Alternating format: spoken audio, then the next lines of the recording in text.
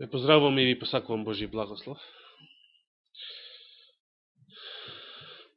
Да не заборавам подоцна, брат Данило ме замоли да изјавам веднаш после богослужението, членовите на одборот да се состанат во канцеларијата.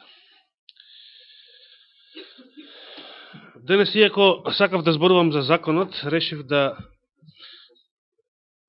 ја одложам таа тема.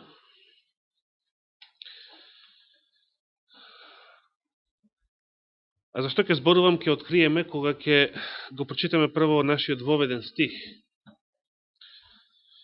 Ќе отвориме сите заедно во првото соборно послание на апостол Петар. Ако имате Библии со себе, да отвориме во првото Петрово послание.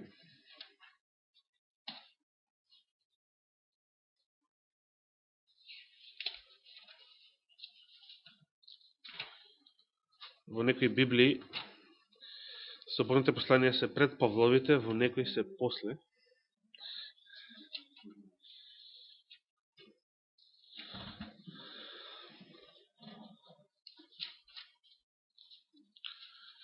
Пошто е познат апостол Петар, дали знаете?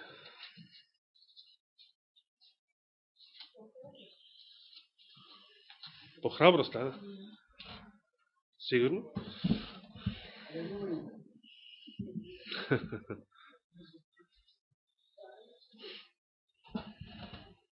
Не бил баш храбар кога се откажал од Христа.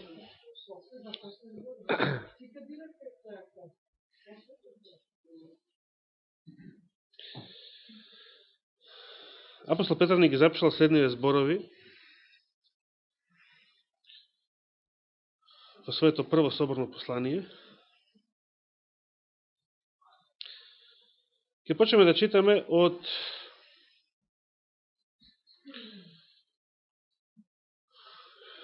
шеснаесеттиот стих. Првата глава, 16-тиот стих.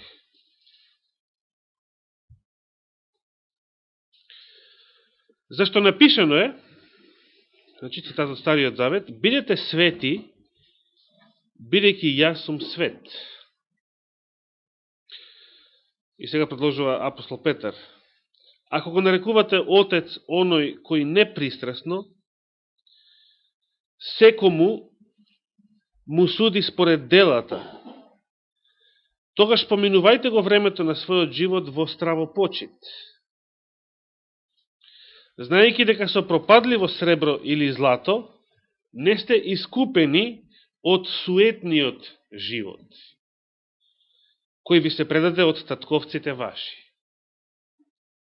Туку со скапоцената крв на непорочното и чисто јагне Христос, кој беше предназначен уште пред создавањето на светот, а се јави во последно време заради вас, кој преку него поверувавте во Бога, кој го воскресна од мртвите и му даде слава, та верата ваша и надежта да ви бидат во Бога.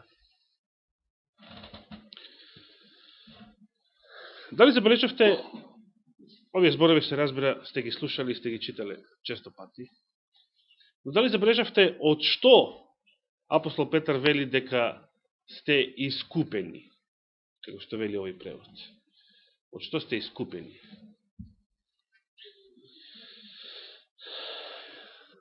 Од суетниот живот. Што е тоа суетен живот? Пропаднат. Што друго е? Значи зборот суетен. Што значи суеверен? Суеверие. Што значи? Знаете друг збор за суеверие? Празно верие. Тогаш што е суетен живот? Друг збор за суетен живот? Од што празен? Духовно празен, да, добар одговор. Празен од духот.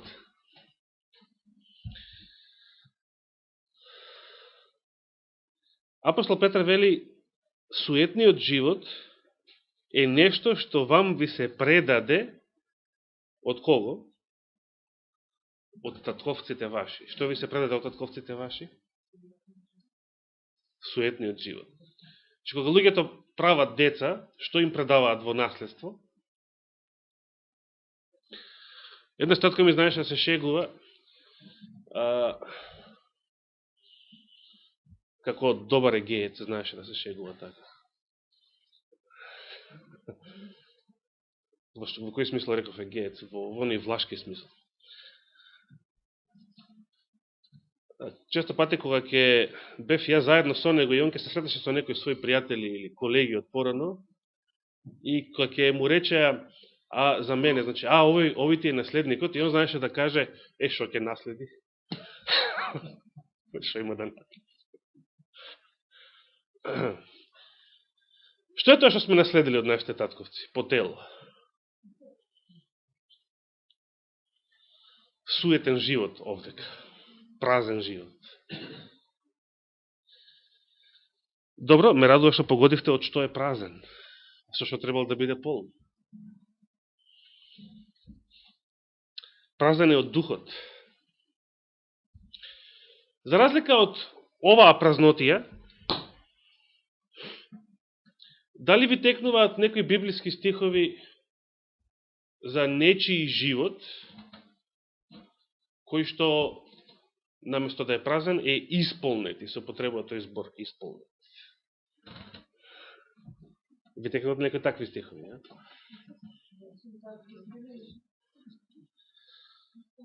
Исполнет. Ајде да прочитаме некои такви текстови. Да завртиме во Евангелието според Лука на самиот почеток. Например. Евангелие според Лука, 1 глава.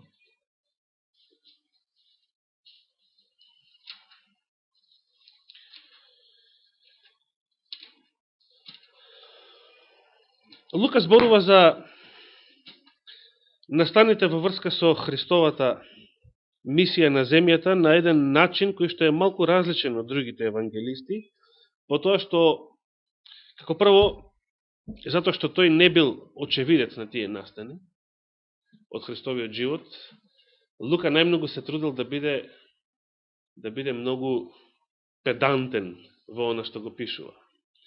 Се трудил да проверува, се трудил да испитува, да собира разни извори, и затоа Лука напишал многу работи кои што не се очекуваат од него. Обично некој може да зборува за многу детали ако е сведок. Меѓутоа, тој е привид. Во суштина, оној што не бил сведок, а кој што многу истражувал и ги испрашувал и ги испитувал изворите, тој дошол до многу информации кои што ги наведува. Например, целата 1 глава од Евангелието според Лука не се занимава со Христовото раѓање, како другите евангелија, туку со чие раѓање се занимава? Со Јовановото.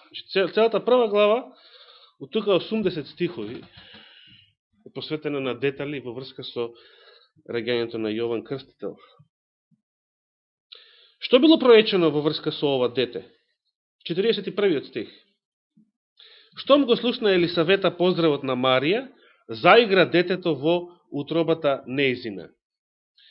И сега, што се кажува друго за Јовановата мајка?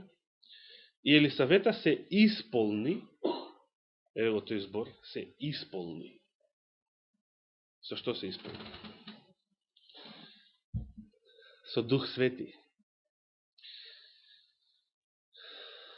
И сега знаеме што кажала понатаму на благословената помеѓу жените.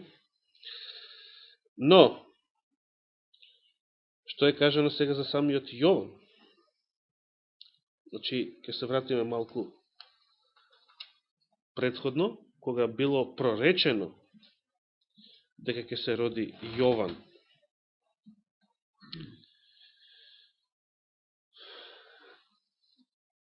Кој бил татко на Јован Крстител? Што бил тој? Свештеник. Тоа не било мала работа во Израел. Кога Захарија го примил пророштвото дека ќе му се роди овој син? Кога служал во храмот, значи за време на службата. Како тоа изгледа, да служите во храмот и баш тогаш да ви се појави ангелот Гаврил. Како тоа изгледа. Ангелот му рече, не плаш се Захарија, бидејќи овој очигледно се фрапирал од ова видение, зашто твојата молба е услишена. И жената Елисавета ќе ти роди син и ќе му ставиш име Јован. Сега, 15 стих. Зашто тој ќе биде многу голем пред Господ. Ќе биде голем пред Господ. И нема да пие вино ни жесток пијалак. На што ја подсетува ово? А ќе се исполни со што? Со Дух Свети уште во утробата на мајка си. Што значи ова? Уште во утробата на мајка си ќе се исполни со Дух Свети.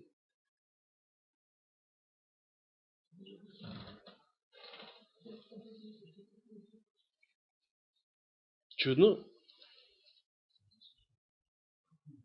Значи, на кој начин за Јован е речено нешто што само за Исуса е вистина, дека бил зачнат од Светиот Дух, дека бил крстан со Светиот Дух, уште пред да се роди, бил роден од Светиот Дух, истовремено кога бил роден и од тело. Но, во кој смисол Јован како ембрион бил исполнет со Светиот Дух? Во Стариот Завет, дали ве подсетуваат овие зборови на нешто? Значи, некој кој што не требал да пие вино ни сикер, а што бил Самсон?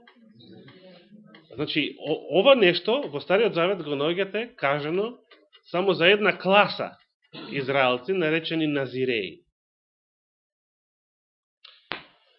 Некои православни теолози велат дека назиреите биле старозаветните монаси, всушност, иако тоа не е тоа баш слично тука. Јован бил сличен на тоа, на тој опис, но не било за назиреите тоа карактеристика. Воопшто. Оно што обичниот израелец го јадел и го пиел, назиреите не требало да го јадат и да го пият. Барем нешто од тоа. Дури не требало да јадат грозија воопшто. Што било карактеристично за Самсон во споредба со другите назиреи. Значи, нешто посебно за него. Добро, дали тоа важи за другите назиреи? Да не ја сечат коса. Сигурни? За време на назирејската служба нито еден назиреј не требало да сече коса и ни брада. Меѓутоа, што било карактеристично за Самсон, што не е случај со другите назиреи. Добро, тоа е има врска со Светиот Дух тука нешто. Но конкретно мислам на назирејството. Во што се разликува Самсоновото назирејство од назирејството на другите? Ајде отвориме таму. Суди 13 глава, така?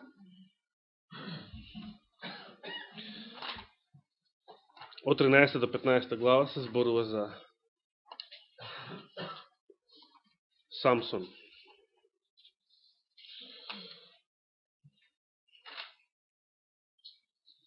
Како Јован Крстител и Самсон бил дете на родители кои што молеле да имаат деца.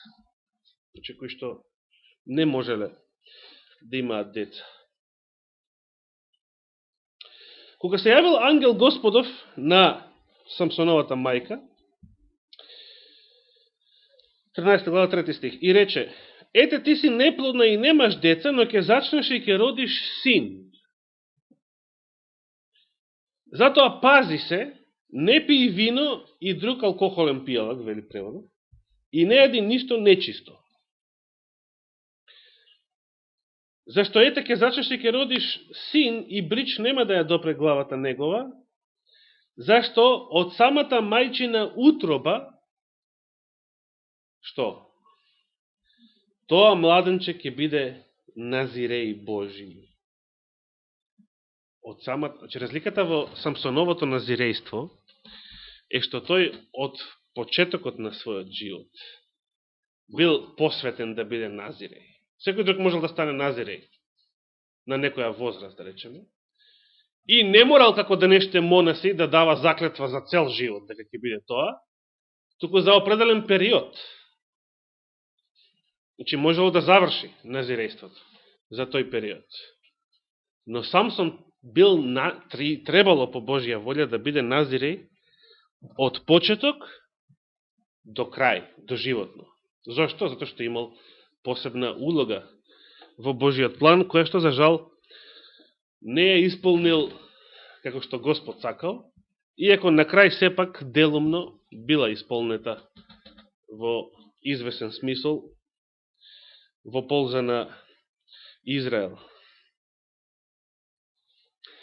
Овдека се вели дека самата мајка не требало тоа да го јаде и да го пие, но понатаму, што вели ангелот за детето? Нека се чува тој од сето она за кое и говорев на жената, нека не јаде ништо од она што лозата го раѓа, нека не пие вино и друг алкохолен пијалак, да не јаде ништо нечисто и да внимава на се што и заповедав. Што мислите, зашто Господ за назиреите ги кажал овие правила? Зошто да не пијат вино и друг алкохолен пијалак? Оти што? Нема да бијат трезвени. Зошто загина двајца свештеници, Надав и Авијут? Зошто пренесоа туѓ оган? Библијата вели пренесоа туѓ оган и заради тоа што се случи? Дојде оган од Господа и ги погуби. Третаме се ева 10 глава таму. Меѓутоа, зошто принесоа туѓ оган, дали знаеш? Оти беа пиени. Значи, може да се направи една многу навидум ситна грешка во Божијата служба, која што ќе не чини живот.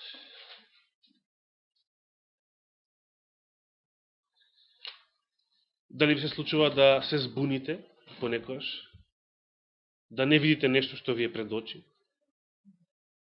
или погрешно да го протолкувате? Со други зборови, самиот ваш ум да ви излаже. Макар за многу кратко. Па да се чуете како ова не сум го видел, како ова можело воопшто да се случи. Сето тоа покажува колку нашиот ум е слаб, немокен, колку лесно може да биде излажан како прво.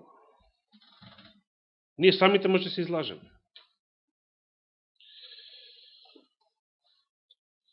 Овие луѓе, конкретно ги споменавме Самсон и Јован Крстител,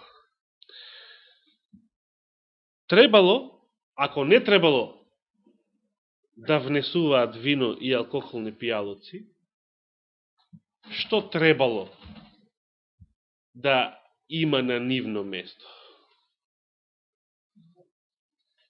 Добро. Тоа зашто апостол Павле му вели на Тимотеј, пи помалку вино ради стомак.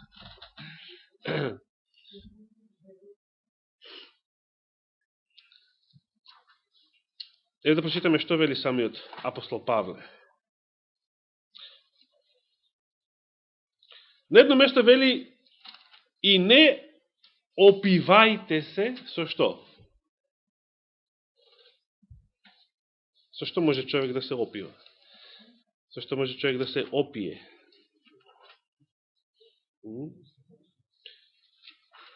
Не опивајте се со што?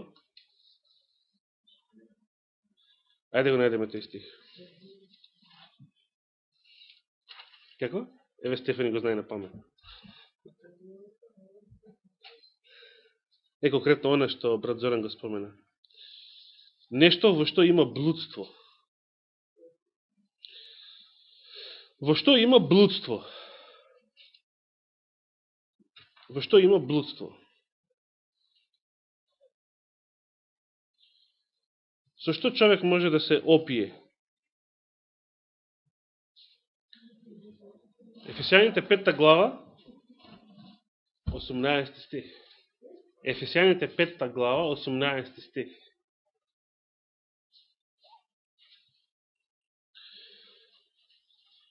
Дојдете стихот.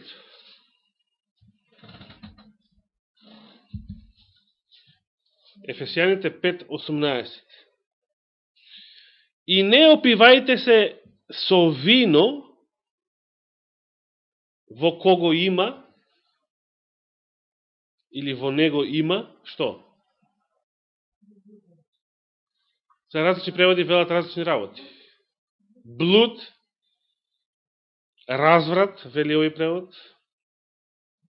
Олгица прочита разузданост. Разузданост. Константино вели разузданост. Ви разбирате што е тоа разузданост? Че немате узда. Што треба да ви биде узда? Сте виделе луѓе со узди? За човекот што треба да биде узда? Сега, како врска има виното со совеста? Се сеќавате на оној црнецон? Со вратот. Ајвор Меерс. Со вратот. Се црнци имат врат, меѓуто. Што беше за него карактеристично? Треба да го држи вратот и кога се свири некоја музика, самиот врат почне да игра. Да. Дали се сеќавате што тој кажа во тоа видео за тоа како се однесува, да речеме, една девојка, ако некој среде улица отиде и веднаш ја гушне, да речеме. Како би реагирало на такво нешто? Само ќе се тргне, а некој шамар нема да... нема да се случи некој шамар. Сега, зашто една иста девојка, која ќе отиде истата вечер во диско, и во една поинаква атмосфера, некој таму ја прегрне, нема да реагира така. А што е тоа што таму те прави разуздан? Што делува на умот таму? Алкохол, друго што? Конкретно, значи, Ајвор сакаше да не получи дека тоа што те дрогира таму е таа музика. Да. Но може да го споменеме виното, нели? Во виното има блуд. Туку што, ако не се опиваме со вино, што треба да прават христијаните? Исполнете се, со што пак да се исполнете? Со дух. До сега секаде каде читаме исполнете се, со што се исполнуваме? Со што се исполнувале или требало да се исполнат? Со дух, со светиот дух.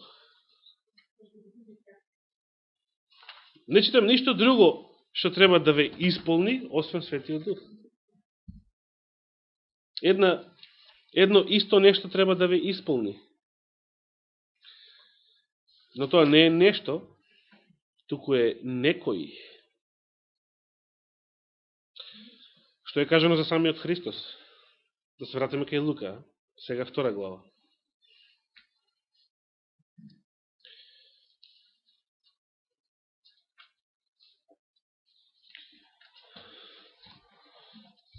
На кој начин апостол Лука со еден стих го опишал Христовото детство и тинејџерската младост, така да речеме, и да речеме раната младост, 20-тите години.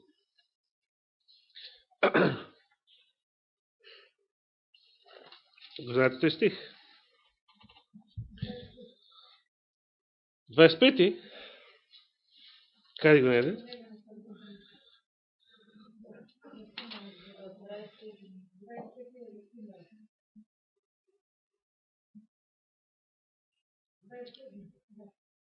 Во која глава? 2 глава, 27 стих. Од Евангелие според Лука?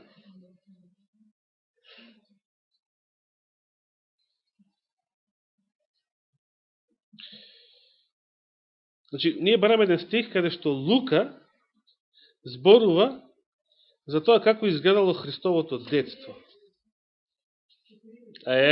Така. 40 стих. Ова не е здодевна проповед, како што гледам. Ти си напишала врло важно. Добро, да. Така на српски го напиша? Врло важно? Да. Така, да. Сега да напишеме МВ. А детето растеше и крепнеше со духот, исполнувајќи се со што? Со мудрост, овде се вели. И благодатта Божија беше врз него. И сега, со што треба да бидете исполнети, за да бидете исполнети со мудрост?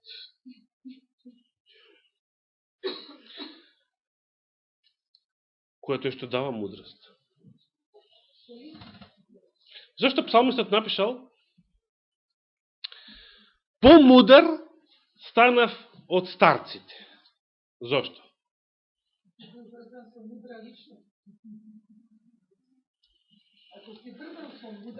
Како може еден тинејџер да стане помудар и од старците?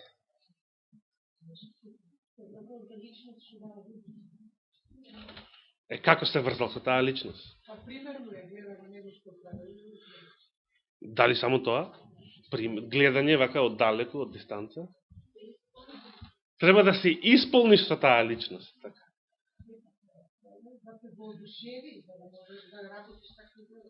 Да бидеш исполнет со мудрост, да бидеш исполнет со Светиот Дух.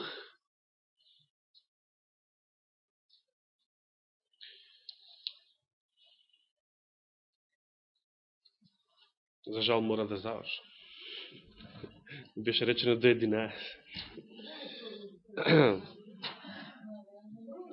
Што значи интересна е проповедта?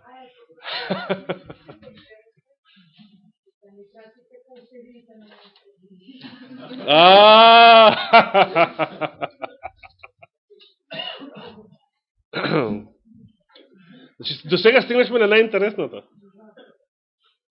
На вистина? Како што гледам сега, до сега никој не е задрама, значи на вистина е интересно. Успешна е Господ со темата.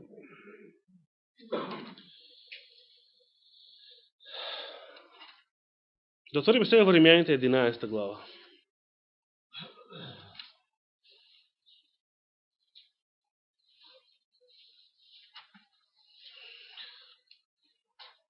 Послание до Римјаните 11 глава.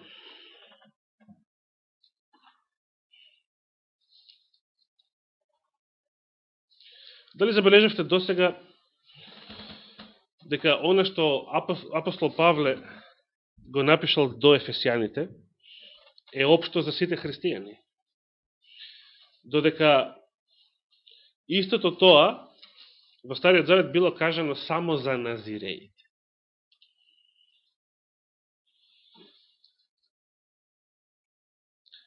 Што вели апостол Павле во Римјаните 11 глава? За кого зборува таму?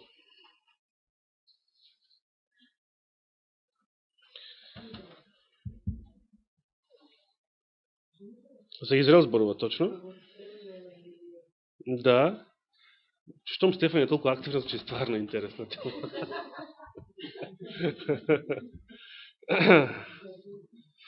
Убаво, баш ме радува.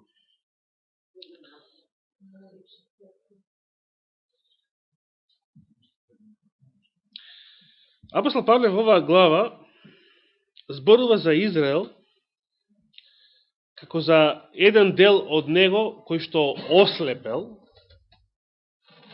така? Но според него до кога треба да биде слеп тој дел?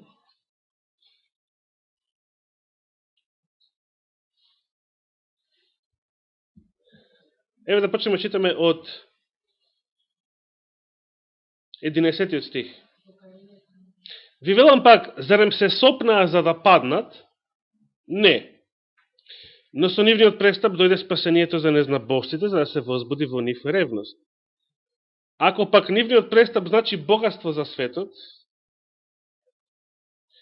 и ако нивниот намален број, се вели тука, како вели друг превод, отпагање, богатство за незнабожците, колку ли повеќе ќе значи нивната што? Полнина. Знаете, кога го читаат овој текст, мнози највек и овие преведувачи, мислат дека апостол Павле под полнина подразбира некој број, што треба да се исполни. Меѓутоа, дали зборот полнина, како што се употребува во Новиот Завет, се однесува на некоја бројка?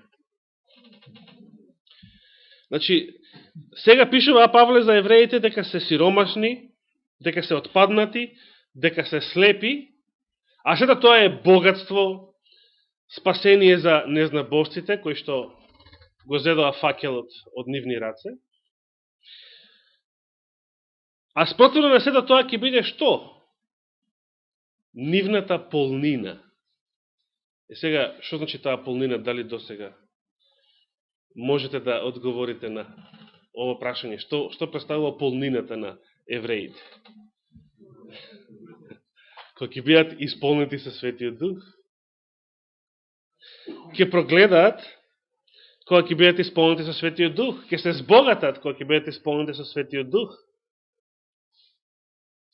А Светиот Дух е оној кој што сведочи за Христа. Бидејќи никој не може да го признае Христа за Господ, освен преку Светиот Дух. Освен ако во него живее Светиот Дух. Ајде да прочитаме изборовите во Колосјаните. Како тука е опишен Исус од страна на апостол Павле.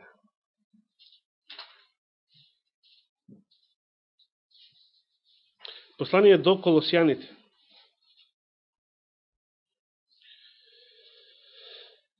Деветнаестиот стих што ни кажува? Од првата глава. Колосјаните прва глава, 19 стих. Бидејќи во него благоволи Отецот да ја насели сета што? Полнина или полнота. Што значи тоа сета полнина или полнота? Со што е Христос исполнет? Дали самиот апостол ни кажува нешто повеќе во ова исто послание? Со што е Христос исполнет? За каква полнина или полнота станува збор?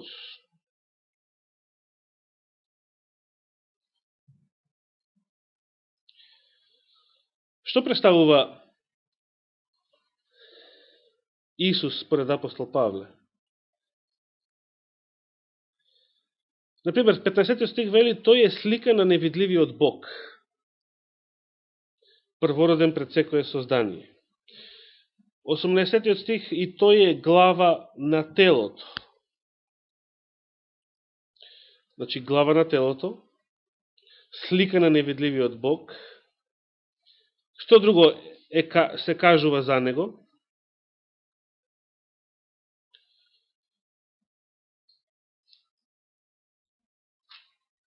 Надежта на славата,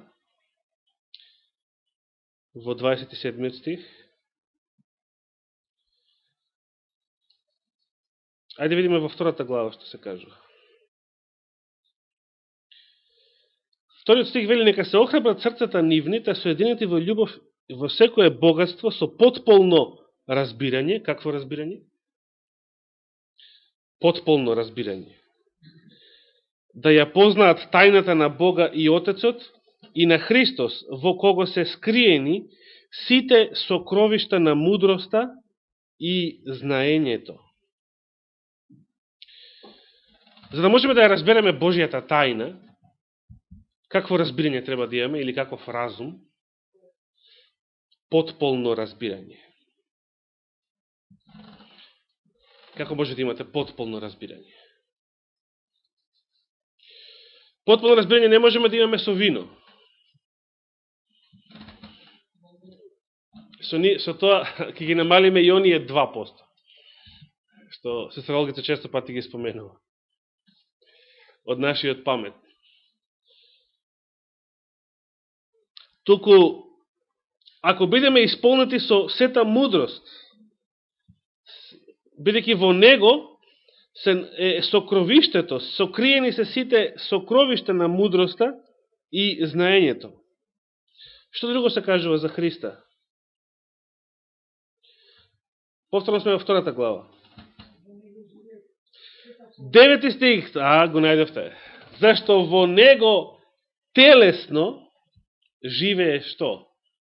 Сета полнина на божеството. И 10 што вели? И вие да бидете исполнети, се вели во него, кој е глава на секое началство и власт. Со што исполнети? Со Светиот Дух. Дали забележувате дека Новиот Завет има само една едноставна формула? За тоа, што треба да бидете, што треба да правите. Значи, Новиот Завет нема список на правила, ова прави, ова не прави, она не прави и така натаму, иако многу што од тоа се наоѓа и на новозаветните страници.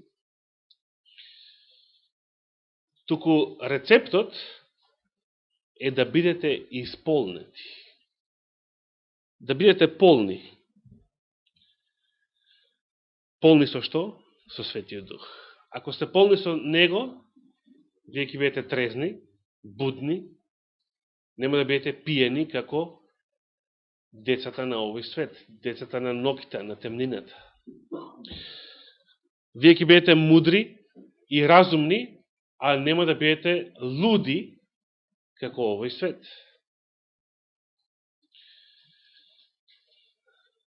Ако ги имате Светиот Дух, што друго ќе бидете? Ќе бидете свети. Кои бе првите зборови што Петар ги цитираш?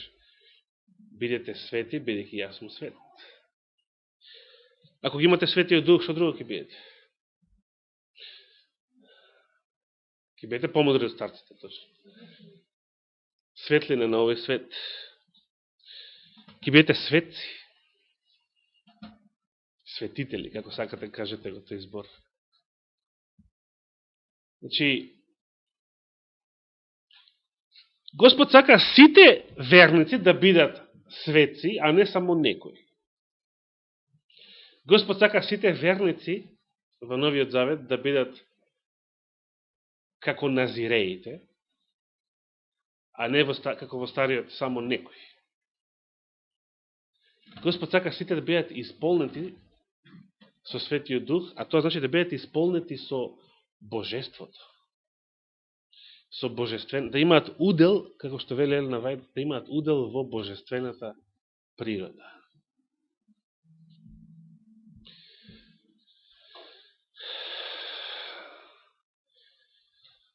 На крај би сакал да ви кажам една тајна, а тоа е дека јас оваа проповед воопшто не ја спремав. Јас воопшто не планирав за ова да зборувам.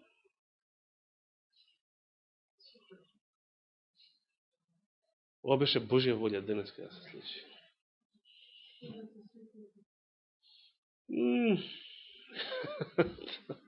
Тоа баш не е точно, меѓутоа